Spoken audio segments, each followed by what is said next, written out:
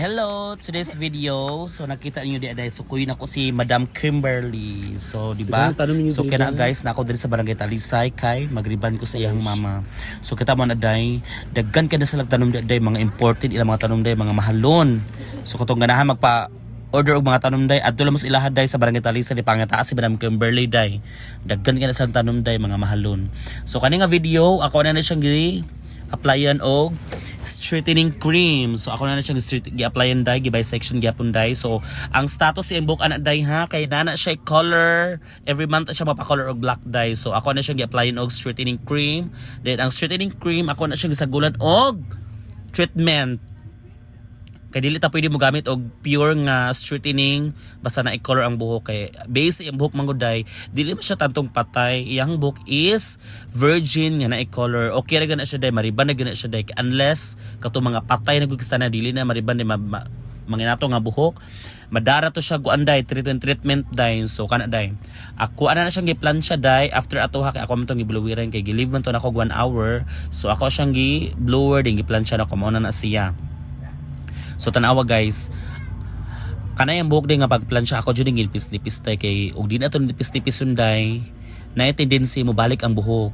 Kay ngano ang iyang buhok is very kulot gyud na siya day.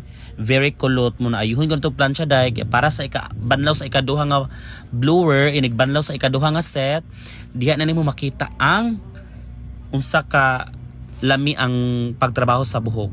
So kana ha tanawa. Kana nga ko anday, ako na siyang gi-applyan og Brazilian blowout kay nag-apply na mo kana og neutralizer og color. Ako man gidungan kay yang buhok man kay black man ang gigamit kay mo may nanda niya dye black so di mo siya pwede mo gamit og laing color kay once mag-apply gamit siya color nga black di naman siya pwede mag-color og lain. So continue mi sa yang black. Ako na nag-apply ng iyang mga uban kay na siya mga dagang white hair. So gitabangan ko ana sa akong boyfriend og plansya kay dugay magud maugan ang Brazilian dye o tanawa. Mao ni ang result niya sa first pa na ay kaduha na ni siya nga banlaw. Wala pa na plansyaha, gibluwiran pa na katong blower nako. Wala pa na siya plansyaha. So mo na siya ang ikaduha nga kuan so lamig effect. So kana dye plansyahon pag siya dye. So di ba? Mura giplansya na mo tong kinauna so wala pa to plansyaha dye. So mao na siya dye ang final nga touch.